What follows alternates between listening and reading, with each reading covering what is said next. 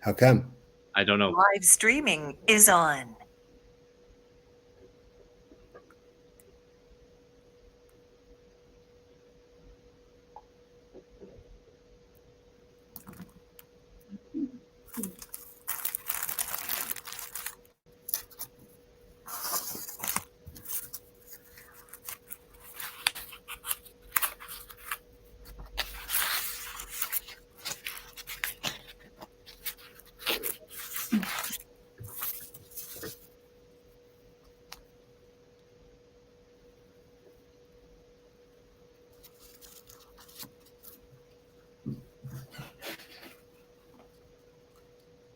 Okay, good evening, everyone.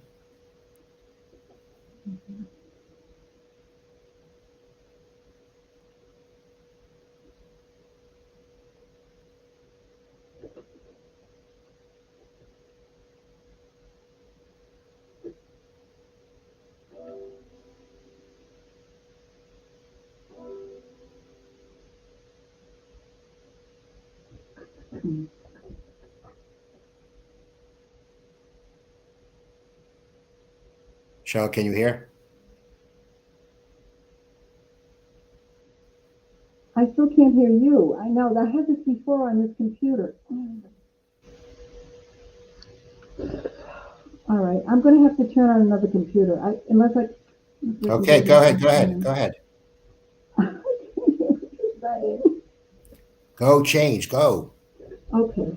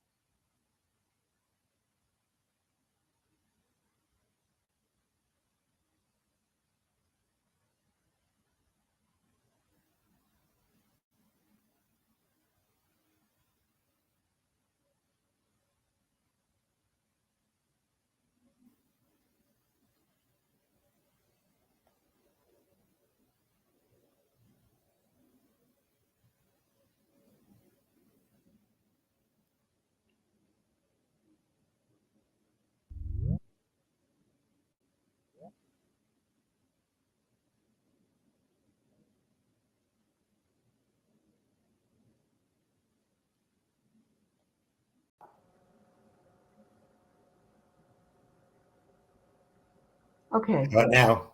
now I can hear you. There's something wrong with my desktop. I can never get any volume out of it. Okay, all right. I'm sorry. I apologize.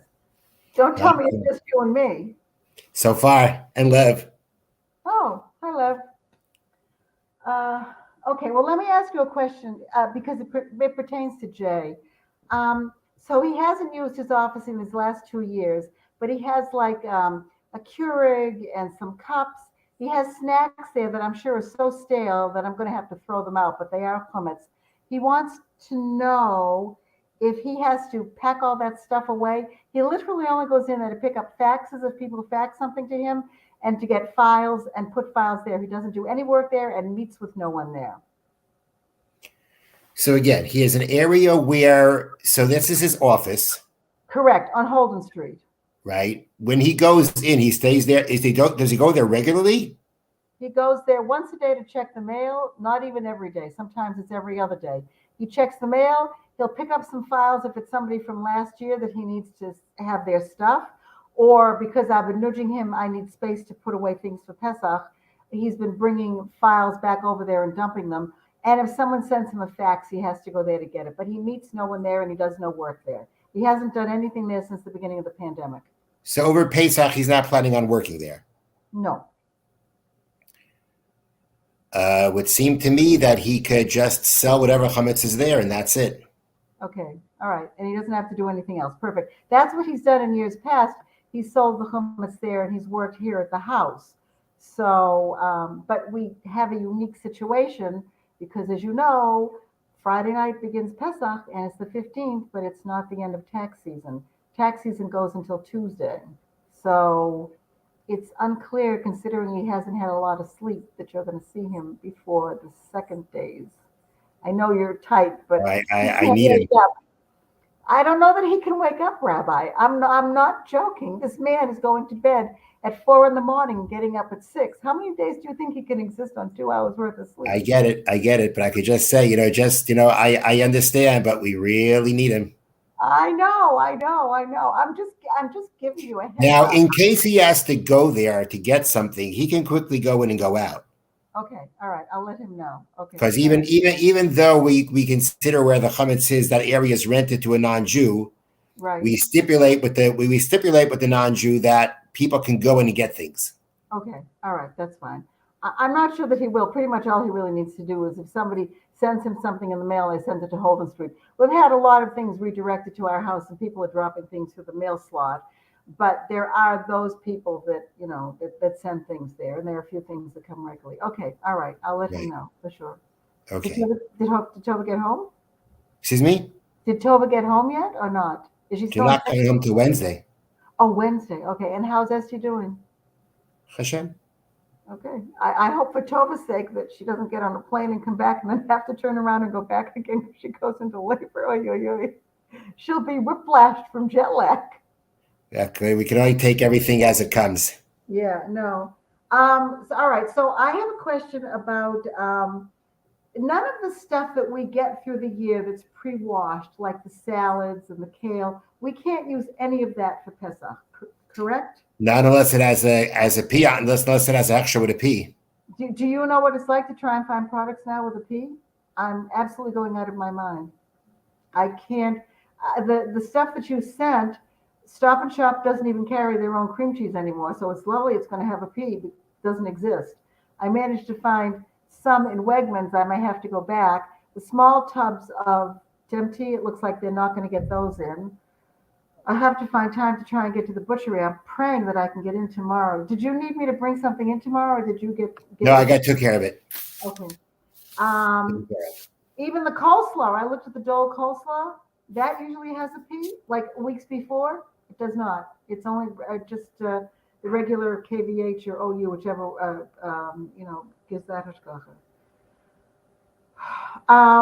So if I want to use any of these things, like the spinach, or I have to get everything that's fresh that hasn't been washed, that I have to wash and check myself if I'm going to use that, correct? Yeah. Okay. I was sort of expecting that. I don't know what to do. Even Beth said unless you want to go to the butchery and see what they have. Yeah, well, that's what I'm going to do, but I'm not counting on too much because Beth said she's having a hard time finding stuff even in New York. So, that's the situation now. Well, it's the situation because of the food chain. Unfortunately, it's bearing down on Pesach as well, which is problematical. All this stuff that we need for Pesach will show up after Pesach, and then we don't need it. And I don't need to pay 6 times as much for the same stuff. Maybe So it'll show up in the middle of Chalamayit. You can use it for the second days. maybe, although I have a big sense that Stop and Shop is not going to carry stuff. They were complaining that they had to give the Pesach area so much space, and now they want to give for Ramadan. And there's another holiday that shows up around now too. I'm not sure what it is, but they want their equal time, so they have to have shelf space for that. The ironic thing is, there's plenty of shelf space in Stop and Shop because they can't get the staples that they typically get. Like when I asked you about the barley, they changed their supplier, and before, like the Goya has an OU and the old Stop and Shop used to have an OU. This new one has nothing on it. It's the dry barley that we put in the stuff. So that's why I call you with some of these crazy questions, because half the time the stuff isn't there, and then what it is, they've changed supplies and they've changed product, they've changed packaging and stuff. So I don't know. It's kind of crazy. Other than that, I can't really think of anything. I remember a lot of the stuff from before. I know we talked about the rolls that I make, the fact that I boil the matzah meal. I mean, yeah, the cake meal to make the rolls. So I know that part's okay because it's not baked. It doesn't get baked until after it's boiled. And boiled, Right. yeah, right. Right. So that part I remember. As far as I know, Leah and Matthew are making the seders. That's where we're supposed to be going. We'll see. What else can I ask? I guess it was about the washed vegetables and stuff, which is annoying, but I don't. But I can get the regular heads. I can get the heads of lettuce. I can do without the kale for the week. I can figure out how to shift things around. I'm pretty flexible. What's a little bit annoying is about the yogurt. I'm in hopes that I can get some at the butchery. If not, I was able to pick up some cottage cheese that has pea on it, and Beth picked up a few things that she's going to be here on Monday, so I'm sure I can manage for 3 days. Are they coming for the first days? No, they're going to Philadelphia for the first days. They weren't sure they were going to be able to go because he actually had COVID. So what's Monday? They're Chalamayit. coming. So they'll be in. They like to go to Pennsylvania for the Sidurim. They like the way his father runs the Seders. Nobody else is going to be there. Then they'll get up Monday morning and they'll drive. I don't know whether they'll stop in New York first to pick up things, but they'll come to us that Monday, the first day of Chalamoid. They'll come, and they'll stay through and probably go home on Sunday of the following week. So they'll be with us for the greater period of time because there are kids for them to play with here and what have you.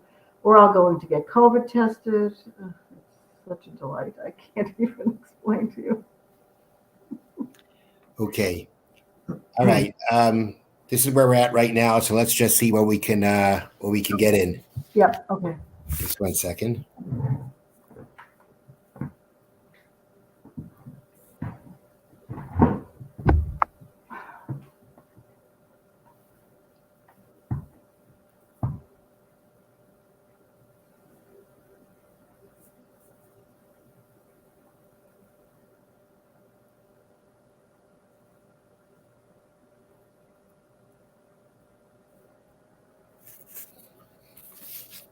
Okay, so let's start talking a little bit about, something that, may not be so relevant to us here right now.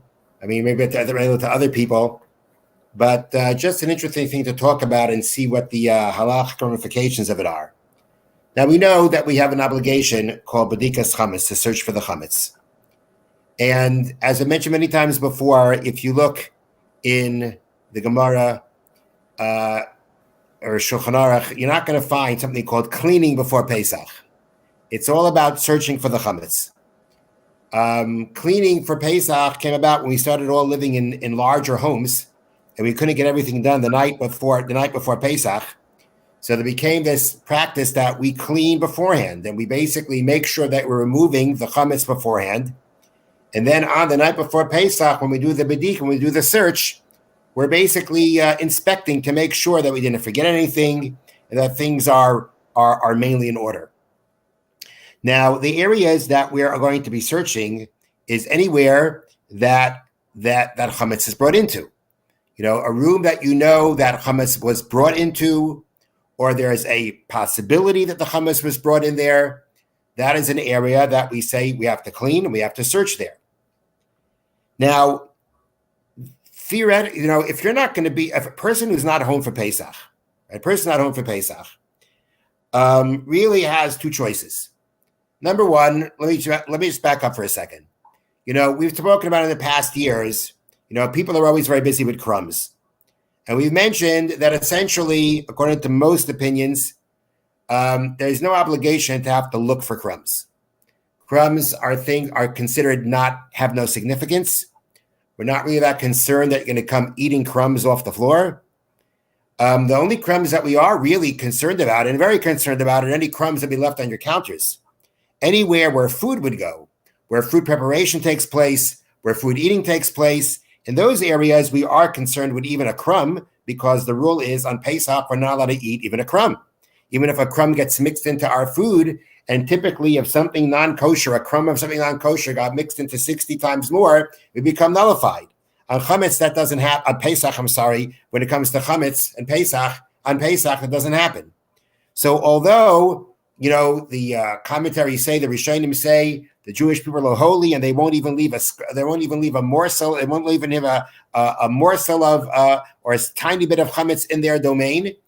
Essentially, that is a stringency. It's a stringency that as far as if it can be practiced under circumstances that don't cause too much stress and too much effort,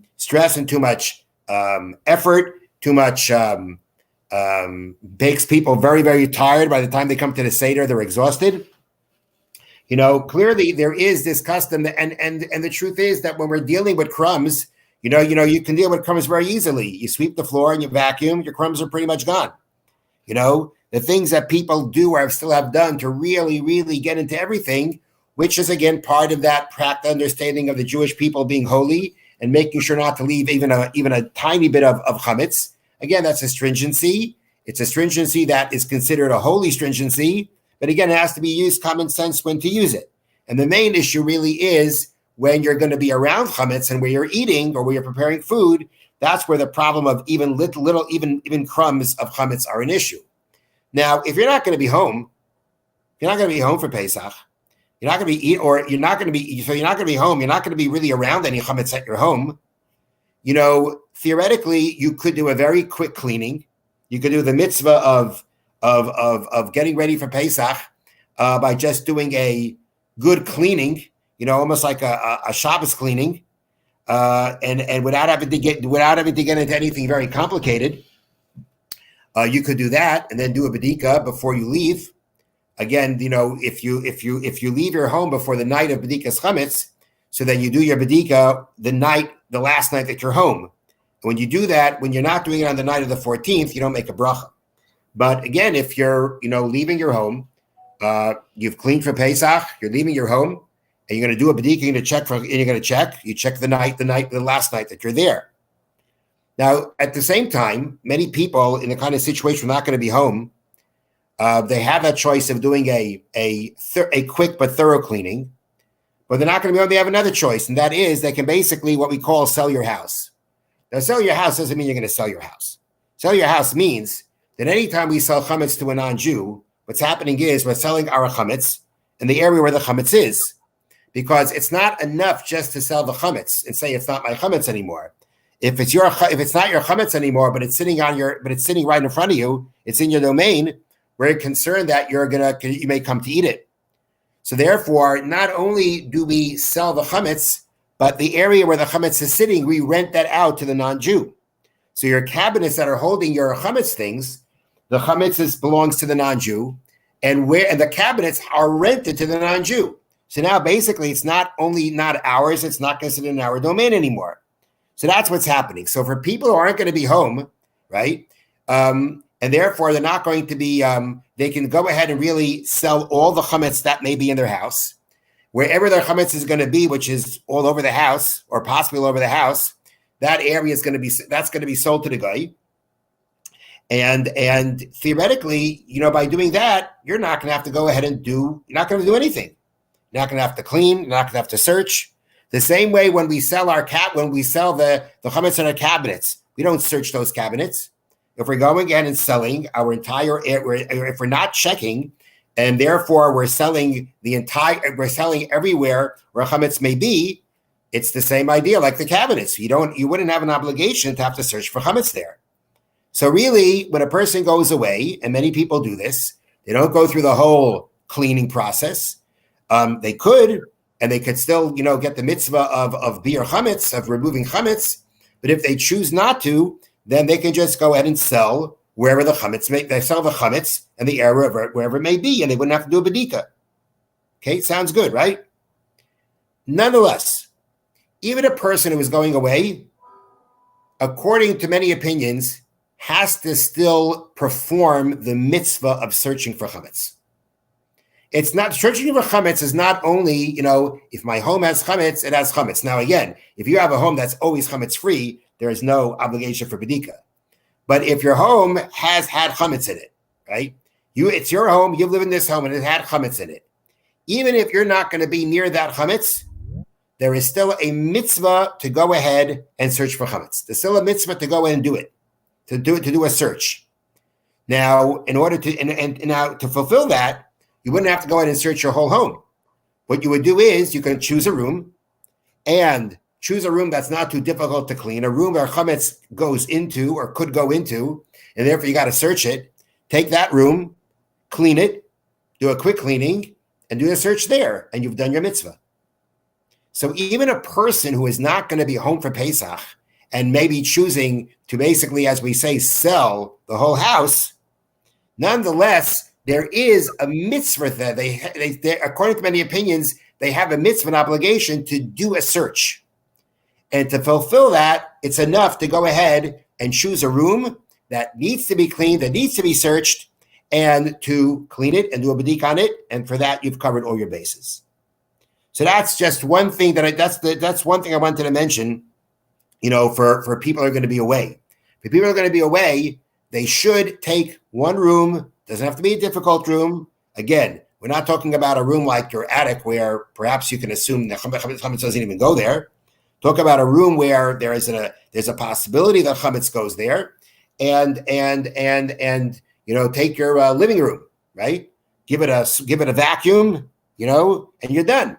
And then you go ahead and take a candle the night before you leave, or whenever night you're there, the night before you leave, and you go ahead and you search, and you've done the mitzvah. So that's one thing that's important for people who are not going to be home to know. Another important thing for them to know is that wherever they're going to be on Erev Pesach, there's going to be bir chametz, it's going to be burning chametz. That's what we do Erev Pesach. Well, you might say, look, I took care of all my chametz at home. I have no chametz with me. I don't have to burn my chametz. The halacha is that you have a mitzvah, you have an obligation to burn chametz that day. It's not only if you have chametz you should burn. There's a mitzvah to be burning chametz that day. Sounds interesting, but that's what it is. There's a mitzvah to be burning chametz that day. So get yourself a kazayas of chametz so that you can burn it on Erev Pesach. Even if you're not going to be home and you've taken care of all your chametz at home, nonetheless, you should go ahead, go out there, have somebody gift it to you, whatever it may be. Get hold of a kazayas of chametz that it's yours and throw it into the fire and do the mitzvah of burning the chametz on Erev Pesach. Okay. Now, another interesting thing to know is, and this would be relevant to people who perhaps, again, aren't going to be home, but they're staying by someone. Now, what I mean by that is the following: if you rent a space from someone, you're renting a house for Pesach, Well, if you rented that house before Pesach began, the obligation to search that house for chametz is yours. It's not the previous owners. If you take ownership, basically, which renting would be considered that also. If you take a level of ownership on that area before Pesach comes, for the night of Bedikas Chametz comes, which is when the obligation of searching for chametz takes place. If you rent that area, it's now your area. The obligation is upon you. If you don't rent the area, really the obligation is upon the owner. They have an obligation to go ahead and search for chametz there before they leave. It's their obligation. If they're just going in, if it's their area and they're just letting you stay there, the obligation to search for chametz is really their obligation.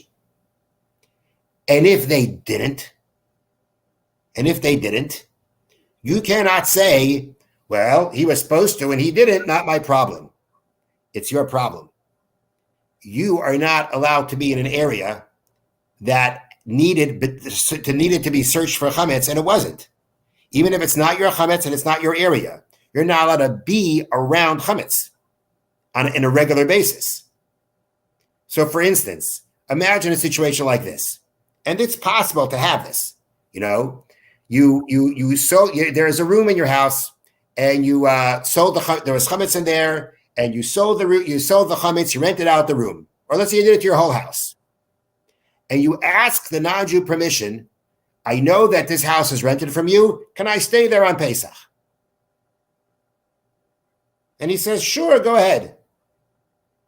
You still have a big problem. There's all that chametz around you. It's not your chametz. It's not even your home right now. But you have all that chametz around you. And our sages were concerned, chametz is something we eat all year round. And if chametz is going to be around you and you're there on a regular basis, we're afraid you're going to eat it. Now, we also, as I mentioned to you before, there is a halacha that even when we sell our chametz and we rent the room, it's made clear to the guy that if we need to go in and get something, we can do so. So let's say, there is a room with chametz and you sold that room to the guy, right? And we, wherever we leave the chametz to go in and sell, we make sure that there's the door there's something dividing, separating. We put up a sign, making sure that it doesn't go in. You have to make a simon. You got to make a sign not to go in. Okay. But if I got to go in to get something, I realize I have to go in and get something. Or let's say you went in and you rented and you sold the whole house, as we say. You got rid of you sold the chametz, wherever the chametz may be, but you need to go in and get the mail. Right? The mail slot goes into the floor. What do you get? You need to get the mail. You're allowed to do that because then you're not there on a regular basis. You're there on a very temporary basis. That's not a problem. But to be on a regular basis, that's a problem. So therefore, if it lands up that you go ahead and you land up being by someone who didn't go ahead and check the place for chametz, you're going to have to check because you can't be there otherwise. So even though the obligation is an obligation upon that, even though the obligation is an obligation upon that person who actually owns the area, he should have done a bedika, but if he didn't, you can't be there unless he does. So again, if somebody's just giving you a house to stay by, you have to make sure that, either that person has cleaned and checked, or if you want to be there, you're going to have to do it because otherwise you can't be there. Now, what's interesting to note is that if, let's say, you go to a hotel, or even you go to a motel during Chol Hamoed, right? Did anybody check it for chametz before? No, nobody checked it for chametz before. Are you going to have to check it for chametz? And the answer is no, because a hotel room or a motel room, you can be sure it's been cleaned. You can be sure it was thoroughly cleaned. This has now become a place where chametz does not enter. That's what it becomes. That's what it's considered. Considered a place where chametz does not enter. And therefore, you don't got to check. You rent a car. One of the areas that you should check for chametz is your car, right? Unless you're one of those people who never, ever eats in your car. But if you do eat in your car, then you need to check it. If let's say that's one of the things, if let's say you are actually away for Pesach, you're not home on the night of the 14th, one thing you could do is check your car. I don't know if you would go and make a bracha just on checking your car, but you definitely should be checking your car. Okay, but if you ever rent a car, you got to check it. No, unless you come into that car and it's filthy, then you may have an issue. But typically, you come into a rented car, it's been cleaned. It's been cleaned enough that it's not going to be a problem of, if anything, maybe there's some crumbs there, which is typically not a problem, especially on the floor. And it's considered an area where chametz has never gone into. And therefore, if you go into this motel room or hotel room, you don't have an obligation to do bedika, to do a search. On the other hand, if you were there before Pesach and you brought chametz into the room, although, you may have gotten rid of the chametz, eaten it up, it's not there anymore. But once you brought chametz into the room, it's a place where chametz has been brought into, and you got to check it. So basically, it really depends on what it is that you are going. It really depends on what it is that you're going to be that you're doing. That's what it really depends on. Now, again, by a private person, you may not be able to assume that way the same thing, to say that they cleaned it as well as they do by hotel or motel, and therefore, again, if the point is that if he rented it to you before Pesach, then it's your obligation to check it. If he didn't rent to you before Pesach, it theoretically is his. If he didn't, he can make you a shliach. He can make you an agent to do so. If he makes you an agent, you could do it with a bracha. If he doesn't make you an agent to do it, you're going to have to do a bedika, but you wouldn't make a bracha then. Okay, so that again is a couple of things that are important for a person who is going to be away for Pesach to bear in mind, to take care of. Now, that's going to be important to know.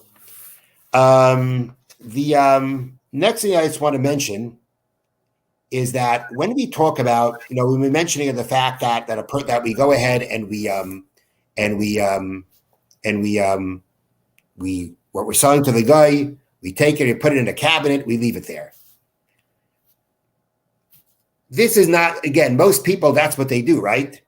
But imagine if a person wanted to just go ahead, take a box, put the chametz in the box, close up the box, put a big sign on the box, don't touch, and leave it in the corner of the room, and sell it to the guy. Would that be able to work? It doesn't work. It does not work, because actually, as we mentioned before, even though you can have chametz that doesn't belong to you, it may not even be in your domain, but if you're there with it regularly, sages were concerned that you're going to go ahead and possibly eat it. And therefore, they enacted that in order to be able to be in an area, or in order to be separated from chametz, you have to put up a wall. You have to put up what's called the halachic wall. A halachic wall is halachic wall translates into about 35 inches. That's a halachic wall. Okay, halachic wall is about 10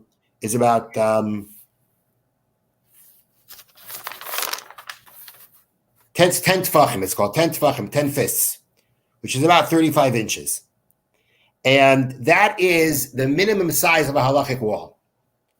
And therefore, anytime you have to be separated from chametz, there's got to be a wall in between you and the chametz. Now, okay, so if, let's say, I put the chametz in a closet and I close the door in front of it, is the closet door 35 inches? Should be. Wait a minute. I said a closet door. Closet door. A closet door should be. Yeah, wait. Cabinets in the kitchen. You think of cabinets. 1 second. Okay. If it's a closet door, you've got a door there, right? Yeah. Okay. The box is not a wall. Maybe it'll have to be a bigger box, but it's not a wall. If it's just a box, maybe if the box has walls that are 10 tefachim, you'd be okay. Okay. And again, you can't just have the wall there. You got to have a siman. You got to have a sign that says, like, do not enter, chametz, danger. A cabinet works differently. A cabinet, since it's is considered connected to the house, that suffices, even though it's not 10 tefachim high. It's part of the house, and therefore, at that point, it's enough for us to go ahead and just close it up. Which is why, one time somebody asked me this question, and it works. Theoretically, you could take your freezer, right? If you don't need your whole freezer, but who doesn't need the whole freezer for Pesach? But theoretically, you could go ahead, take your freezer, take one shelf of your freezer, put all the chametz in there, put a piece of cardboard in front of it, write chametz, and you're good to go. A freezer is something that's, I think, connected to the sky. It's not like a box. A freezer is something that's connected to the ground because it's heavy. So therefore, the fact, even though you're opening the door, but that separation that you have in the shelf, that would suffice. But it's just an interesting point to know that anytime we are closing off, and so let's say for instance, another thing that somebody want to do, right? let's say somebody wants to stay in your house, right? Okay, they want to stay in my house, but that means I got to clean, right? I got to clean. So, there's a compromise you can make. A compromise you can make is that you could actually decide that certain rooms I'm going to clean and certain rooms I'm not. And those rooms, I'm going to go ahead and I'm going to take the chametz that are in that. I'm going to take those areas that I'm not going to clean. Those are going to be the areas where the chametz may be that I'm going to go ahead and rent out to the guy. So any chametz that's around, I'm going to go ahead and I'm not going to have to clean. And the areas where the person is going to want, the people want to stay, I'll go ahead and clean those areas. And I'll give them a path, I'll give them an area they can walk through. I'll give them a bedroom they can be in. I can give them whatever rooms they want to be in. But let's say the kitchen, that's going to be off limits because that's, of course, a big job to clean, especially if they're going to want to eat there. Or I don't want to have to bother cleaning that room. I'm going to clean up. I'm going to go ahead. The kitchen I'm not going to clean. That is an area going to be rented to the guy, and that'll be sold to the guy. But that's going to be an area, since it's not checked, that those people that are your guests aren't going to be able to go in. They're not going to be able to go into there. Because number one, it belongs to the guy. Number two, you certainly don't want them to be there regularly and be there because of the fact that there was no bedika there. So in that kind of situation, what you would need to do is you'd need to, let's say, at the entrance to the kitchen, you would need to go ahead and put up some kind of a halachic wall with some kind of a sign, with kind of notification that actually says, don't go in there. But so you don't have to necessarily, if somebody's going to stay in your house for Pesach and you don't want to have to go through the whole job of cleaning, you could do some cleaning so that they can be in those areas. And the other areas, you're going to have to somehow or another partition them off to make sure that they don't go in there. But you can't just go and put up a sign that says do not enter. There's going to have to be some kind of a halachic wall, a mechitza that's present to block off the area from going in there. The same thing would be, again, this is not something so relevant for us, but let's say you want to be home for Pesach, but you're not eating at home. You're not. You live, you're not eating at home. You're just not eating at home. You're always going to be eating out. And therefore, you don't have to bother with the kitchen. I'm not dealing with the kitchen. So fine, you go ahead. Don't clean the kitchen. Don't be by the kitchen. And go ahead, and that area is going to be rented out to the guy. And whatever chametz is there is going to belong to the guy. But if you're staying in the house, you're going to have to do something to partition off the kitchen, because of the fact that you can't have that kind of access to a place that wasn't budget, that wasn't checked.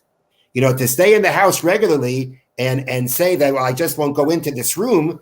I don't know if that's enough. You need to go ahead and actually, if you're regularly in that place and they have areas that are open to you that was no bedika, you can't be there. So you're going to have to go ahead and put up some kind of a halachic partition to make sure that you don't go into that room. And again, with a sign that says, chametz, do not enter. But these are all different scenarios that are possible to be done, and the different things that you need to do in order to work these things out. But I just wanted to bring out this halacha about the fact that, we're so used to putting things in cabinets and closing it. We don't think about the fact that there is essentially a halacha that says that we need a wall separating. It's just that being the cabinets are connected to the house, therefore, without getting into the explanation to that, that's also considered that I have a good enough separation between the chametz. But otherwise, if it's not connected to the wall, it's not something very heavy, it's just something like a box that's moving around, or it's not in anything, you're going to have to go ahead and make some kind of partition, some kind of a halachic wall to make sure that you don't go there. Okay. Now, the next thing that I want to go into is speak about a couple of things about the Seder. Does anybody have any questions on anything that we spoke about, or want to bring up anything outside of the Seder? Okay, let's move on. Let's talk about some things about the Seder. Okay, let's talk a little bit about the wine and the matzah. So, we have a mitzvah on Pesach, the Seder night, to drink 4 cups of wine. And this is a mitzvah that's incumbent upon both men and women. Women were involved in Yetzias Mitzrayim expedition as much as men. So although it is a time-bound mitzvah, and typically a mitzvah that is bound by a specific time, women are exempt. Here, by the 4 cups of wine, that doesn't apply because we say they were also involved in the miracle, and therefore it applies to them also. Women have an obligation to eat matzah, even though it's also a time-bound mitzvah. They have a Torah obligation to eat matzah because we have a source that teaches us if the prohibition of chametz applies to you, the mitzvah of matzah applies to you. And all prohibitions apply to women, and therefore, since the prohibition of chametz applies, the prohibition of eating chametz applies to women, eating matzah also applies. When it comes to both matzah and to wine, men are obligated to recline, women are not. Reclining, interestingly, means not just leaning over to your side. It means leaning on something, leaning on an armrest, leaning on the back of your chair. You'd have to kind of move yourself over to the side and lean back. It's not just leaning on your side. It's leaning on your side on something. Now, when we talk about the kind of wine that you use at the Seder, essentially, really, in many ways, we speak about it a lot by the Seder, but it really can apply. A lot of these laws apply to Shabbos too. So, for instance, halacha recognizes red wine as the most desirable wine, and it's based on a verse, based on a pasuk. But halacha is if the white wine is a better wine, or you like it more, you can use white wine. And this idea of a red wine being considered a better wine, and the white wine being, but if you like the white wine better, use the white wine, applies to Shabbos Kiddush just like the 4 cups of wine on Pesach. It's not only about Pesach. And, if wine is something that's difficult for you, then you can drink grape juice. Grape juice is halachically wine. The reason why, at least in some ways for the Seder, there are those who say you have to have wine is because if it's not alcoholic, it doesn't show chayr, it doesn't show freedom. The 4 cups of wine are supposed to be an expression of freedom. Therefore, they should have alcohol in order to express express that. But at the same time, if wine is something that's really difficult for you, then using grape juice is a acceptable option. If you ask the child, why do we use red wine on Pesach? What are they going to say? Because it reminds us of the blood of the Jewish children that were killed. So that reason has a source, and because of that reason, people there's a custom to want to use red wine for the starim. That's why there's another reason, more of a reason to use red wine. But at the same time, if the white wine is something that you really enjoy, and you really enjoy that white wine, there's no issue about using that white wine.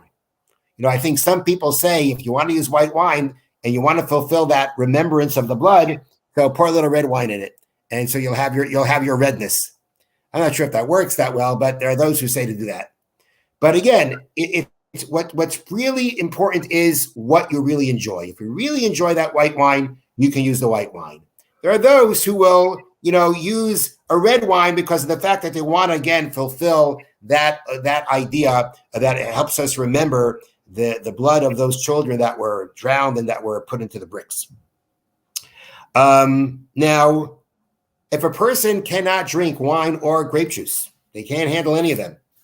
So then the halacha is you can go ahead and you can use what's called Chamar Medina. Chamar Medina means it's the drink of the country. It's a social drink. That's how we basically translate it. We translate it as a social drink. And, to keep it simple, coffee would work, tea would work, soda, that's a bigger question. But again, Chamar Medina, it's called the drink, we refer to it loosely as a social drink, the drink of the country, something that you would drink not even if you weren't thirsty. You drink it for the sake of drinking it. That's called Chamar Medina. And if you can't use grape juice or wine, that's what you could use. Now, there comes a discussion at the Pesach Seder about the question of using what we call non-mevushal wine. Right? We have wine that's called mevushal, cooked, the wine that's called not cooked. Now, the starting point for that is the following. First of all, a lot of people think that the non-mevushal wine is much better than the mevushal wine. European wine, as we've learned from our European friends, they would never put cooked wine to their lips. Never. The issue about cooked wine and not cooked wine is because if a non-Jew or a Jew that's not religious touches that wine, it could actually make it not kosher. That only applies if it's not cooked. Once it's cooked, that halacha doesn't apply. And therefore, depending on who's going to be by your Seder, a lot of people make sure that they're going to only have mavushal wine or be very careful between the mavushal wine and the non-mavushal wine on the table. The reason why some people want to use non-mavushal wine, non-cooked wine, is actually, the reason for that would be a reason that would apply to Shabbos also. Cooked wine could not be used for the libations on the altar. When you had the Beis HaMikdash, there were wine libations on the altar. Wine libations on the altar could not be poured from cooked wine. And there are sources that say that the wine that we use for Kiddush should be the same kind of wine that can be used on the altar. And that would be a reason not to use non-mavushal wine. That would be a reason to use non-mavushal wine. Now, it comes out that there are people who may not be strict on that every Shabbos, but will be strict on that by the Starim. Why? Because the Seder is a once-a-year mitzvah, and when you do a once-a-year mitzvah, when you do it, you try to do it right. You try to do it right with all the details and stringencies. And therefore, there are people who are going to go ahead and make sure to use non-mavushal wine. But again, it's not an obligation. It really depends. It's not an obligation to do that. There are some people who try to do it. And again, one has to be careful with that issue with non-mavushal wine when you're dealing with non-Jews being around or non-religious Jews being around. The cup itself has to hold what's called a revius, which is, again, a revius means a quarter of a lug. That's a liquid measure, the times of the Mishnah and the times of the turn of the Mishnah. And for our purposes, we work with the opinion that a revius is, let's call it between 3 fluid ounces and 3.3 fluid ounces. That's not a lot. And this year that the Seder is Friday night, there are those who say it should be 4 ounces, should be a little bit more. Typically, our bechers, our cups hold more than 3 fluid ounces. That's just typical. You have a pretty small cup if it's going to be that way. But the cup has to hold at least the revius, which we say has to be at least between 3 and 3.3 fluid ounces. This year it should hold, if some say it should be a little more. But smaller than the 3 fluid ounces would not be valid, would not fulfill the mitzvah that way. How much do you have to drink of the wine? So we say that initially a person should drink a revius. They should drink the whole 3 to 4 fluid ounces. If that's difficult, then they can go ahead and drink a majority of that, which a majority of 3 ounces isn't really that much. So again, you should try to drink, one should drink the whole revius. If that's difficult, it's just something that really they find it difficult doing, they can drink the majority of it, which is going to be a little bit more than, it'd be around, 1.5, 2 fluid ounces. And really, it doesn't matter how big your cup is. Now, there are those opinions that there are opinions that say that you have to drink the whole cup or the majority of the cup. And no matter how big that cup may be, which is why I'll not be using my regular Shabbos becher this year, because I do try to drink the whole cup. But again, that's a stringency, and the main thing is to try to drink a revius. And if it's difficult to drink, meaning to try to drink the whole, let's call it 3 to 4 ounces. And if it's difficult to drink the majority of that. Now, how much time do you have to drink that all? Can you just sit there and like leisurely sip throughout the whole meal? That's not going to work. It doesn't work that way. There is a certain amount of time that you have to eat something or drink something that it's called, one session, one eating, one drinking. So when it comes to drinking, the amount of time that you have to drink, the amount that you're going to be drinking, is what's called the amount of time it takes to drink a revius, the amount of time it takes to drink that 3 fluid ounces, and that comes out being approximately 30 seconds. But that means 30 seconds of drinking, meaning you have to be, it doesn't leave your mouth. It's not like you take it away and bring it back. You're taking a drink, the cup is still by your mouth. Within 30 seconds, you have that time to go ahead and drink those let's call it 3 to 4 fluid ounces. What you should try to do if you can is to try to drink those 3 to 4 fluid ounces in 2 gulps, in 2 swallows. You drink, you take a swallow, you drink, you take a swallow, one after the other. That's the best way to do it. If that doesn't work for you, then you have those 30 seconds without taking the cup away from your mouth.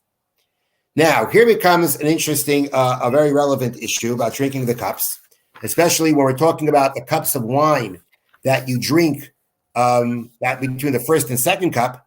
Can you drink in between the cups? Between the first and the second cup? Can you drink then? Now, again, after the second cup, you're going into a meal.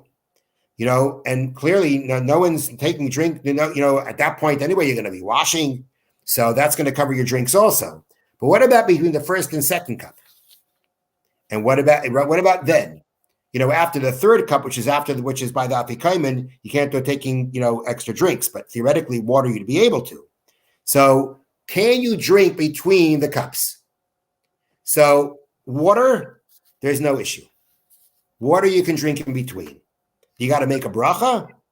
The answer is no, because the halacha is that if you drink a revius of wine and there was drinks on the table, or you had in mind that you're going to go ahead and drink something, it's not on the table, but you knew it, you had in mind to drink something else, you don't have to make a bracha on that other drink. The bari paragafa that you made on the wine is going to cover the water, the drink. So when it comes to, let's say, water is not going to be an issue. Not going to be an issue. If the water is there, you're planning on having water, there's no problem. Let's say you want to have coffee. You want to drink a coffee during Magid. You want to do something to pep yourself up. You want to drink a coffee. Can you do that? So the truth is like this. It's very interesting that we find in halacha that when it comes to the 4 cups of wine, that our sages did not want us to add to them. The sages did not want us to add to them.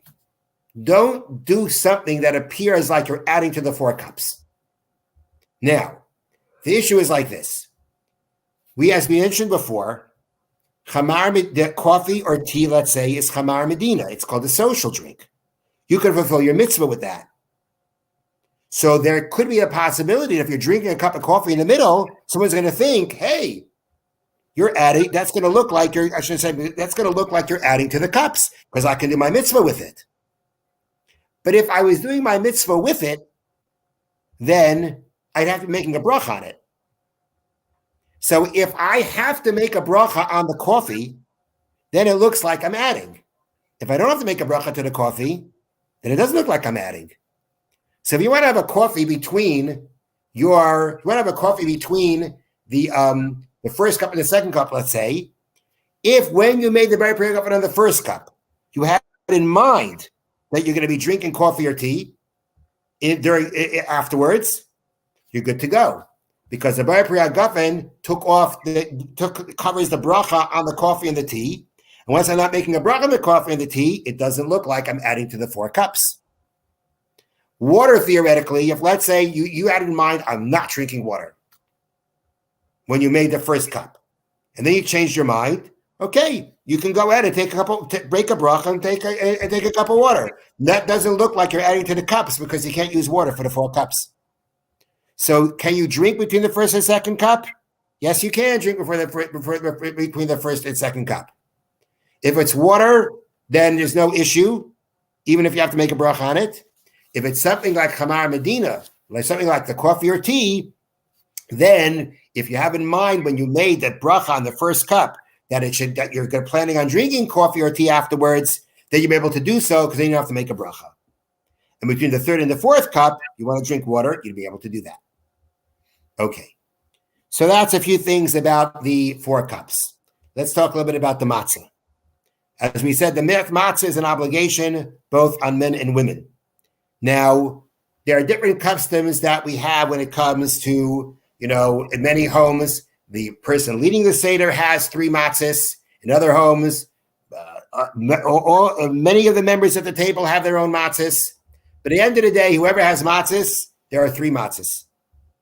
You start off with 3 matzahs, and then during Yachatz, at the beginning of the Seder, we take the middle matzah and we break it, putting part away for the afikomen, leaving the smaller part in the middle. That smaller part in the middle is what represents matzah as lechem oni, as bread of the poor, bread of affliction. And that's a very important piece of matzah because you got to make, because that's where, you want to eat, when you do the mitzvah eating matzah, you want to eat some matzah from that. So when you come to the 3 matzahs, you're going to be holding, and you make the bracha of hamotzi, you hold all 3 matzahs, you drop the bottom matzah, you make the bracha of achilas matzah on the top in the middle. Now, because it's yontif, we have to have, just like on Shabbos, we have 2 chalitz, 2 whole chalitz, you got to have 2 whole matzahs. And that's our top and our middle. Now, which means, therefore, whoever is eating from the matzah, whoever is going to eat matzah, everybody's going to have to eat matzah, they need to get something from the top or the bottom matzah. Because for the mitzvah of Lechem Mishnah, you need people, someone has to make a bracha over 2, and everyone has to eat from it. Has to eat from the Lechem Mishnah. So everyone's going to have to get something from the top or and the bottom matzah. Something to fulfill Lechem Mishnah. One of the 2.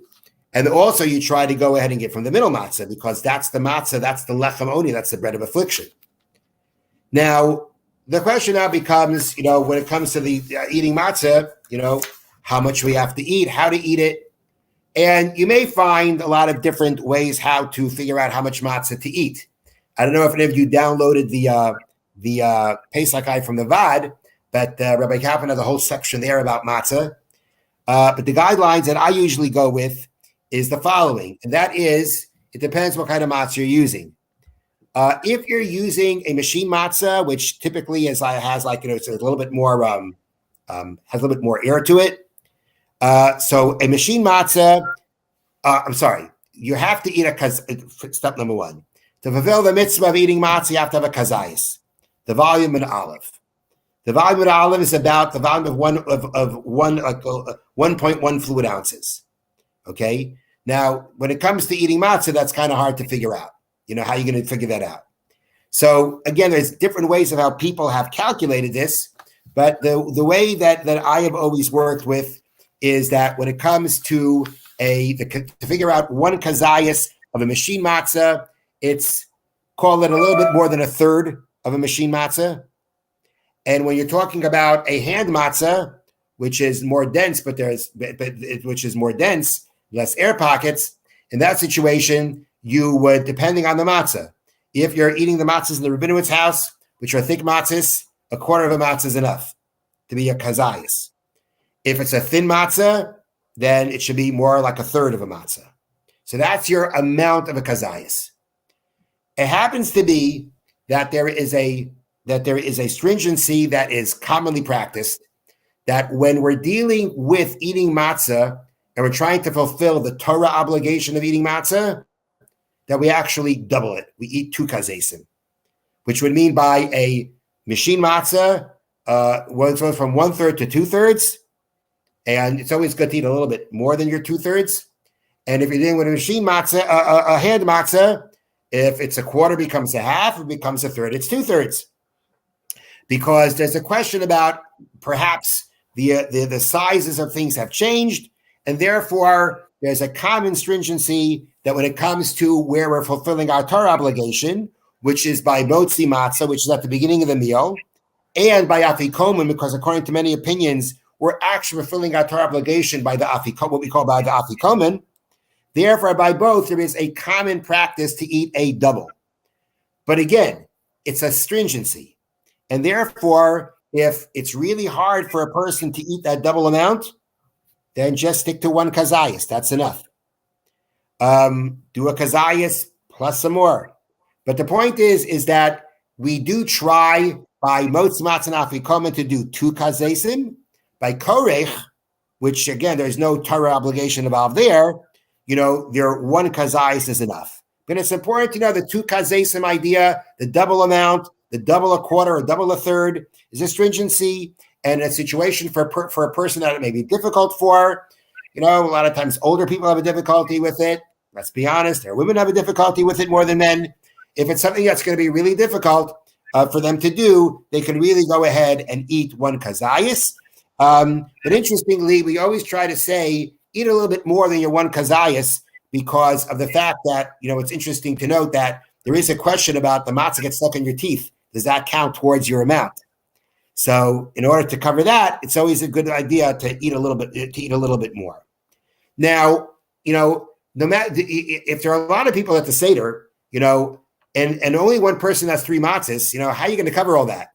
If we were Sephardim, if we were in the kind of Sephardim we eat lafas as matzahs, right? They have that tradition to do that. Their kazaysim are much easier. You're talking about a thick, doughy thing. It's much easier. Dealing with a flat matzah, how do you get all from the 3 matzahs? How do you get all that amount? And the truth is that very often you're not. You're going to add matzah. You bring extra matzah, and you can use that extra matzah that may not even made the brachas over to fulfill your mitzvah. You just want to make sure that you get something from the middle matzah and something from the top or the bottom in order to go ahead and fulfill Lechem Mishnah. But there's no issue